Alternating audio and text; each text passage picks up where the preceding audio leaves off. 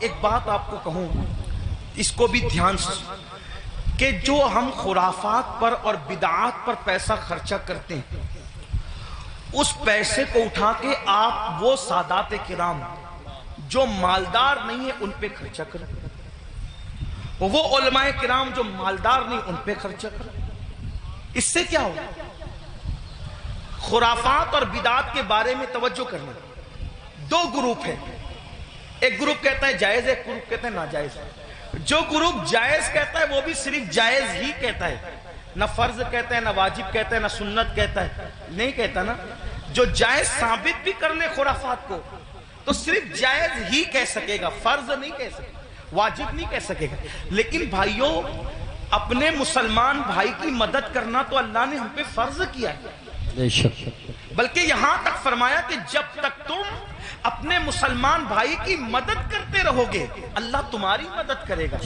اور آپ کو بتاؤں، خاص طور پہ سادات کی خدمت، وہ جو مالدار نہیں ہیں، مستحق ہیں، یہ نہیں کہتا غریب ہیں، میرے اندر اتنی ہمت نہیں کہ میں کسی سید کو غریب کہوں، لیکن سادات جو مالدار نہیں ہیں، مالدار اگر آپ ان کی خدمت کریں تو ہوگا کیا؟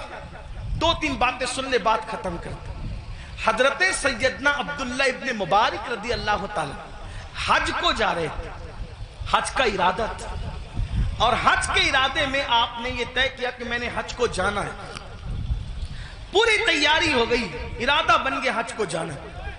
عبداللہ ابن مبارک کو پتا چلا کہ میرے پڑوس میں ایک سید صاحب رہتے ہیں اور وہ اس وقت تھوڑا پریشان حال ہے، حالات کے ستائے ہوئے اور حالات کے مارے ہوئے، تو انہوں نے سوچا کہ پڑوسی ہے، سید ہیں، میں ان کے نانا کے یہاں جاؤں، میں حج کے لیے جاؤں اور ان کو بھوکا پیاسا تڑپتا بلکتا چھوڑ کے جاؤں۔ تو انہوں نے کیا کیا، اس سال حج نہیں کریں گے، انشاءاللہ آئندہ پھر کبھی دیکھیں گے، حج کی پوری رقم اٹھا کر اس سید صاحب کو دے دیا، اور اس کے بعد آنسو پوچھتے ہوئے اب صبر کرتے ہوئے رہ گئے۔ جب حج سے قافلہ واپس آیا تو لوگ ملاقات کرتے تھے، تو عبداللہ ابن مبارک لوگوں کو کہتے تھے مبارک ہو حج، تو لوگ بھی کہتے تھے عبداللہ آپ کو بھی مبارک ہو، آپ کو بھی مبارک ہو۔ حضرت عبداللہ ابن مبارک سوچتے یا اللہ میں گیا نہیں، لیکن جو آتا ہے مجھے حج کی مبارک بات دیتا ہے۔ اسی فکر میں تھے، آنکھ لگی تو خواب میں غیب سے ندا آئی، کوئی کہنے والا کہتا ہے عبداللہ ابن مبارک تو نے میرے نبی کے شہزادے کی مدد کے لیے حج کو ملتوی کر دیا، تو تیری یہ ادا اتنی پسند آئی کہ ہم نے تیرا ہم شکل ایک فرشتہ پیدا کیا ہے جو قیامت تک تیری طرف سے حج کرتا رہے گا اور اس کا ثواب تجھے ملتا رہے گا۔ سبحان اللہ، سبحان اس لیے خرافات کی طرف خرچ کرنے کی بجائے اپنے سادات جو مستحق ہیں ان کے لیے خرچ کرو۔ ایسے سادات ہیں، میں نے کئی جگہ دیکھا، کوئی سبزی بیچ رہا ہے، کوئی آٹو چلا رہا ہے، کوئی چائے بیچ رہا ہے، ان کے بچوں کی اسکول کی فیس نہیں ہے بھرنے کے لیے، ان کی بچیوں کی شادی کے لیے پیسے نہیں ہیں۔ یہ ساری چیزیں مسلمانوں ہمیں اس کی طرف غور، ترجیحات کی طرف غور کیجئے، جہاں خرچ کرنے کا زیادہ فائدہ ہے اس کی طرف۔ بلکہ امام اہل سنت ایک حدیث لکھتے ہیں، آئیے اس حدیث کو بھی سنیں۔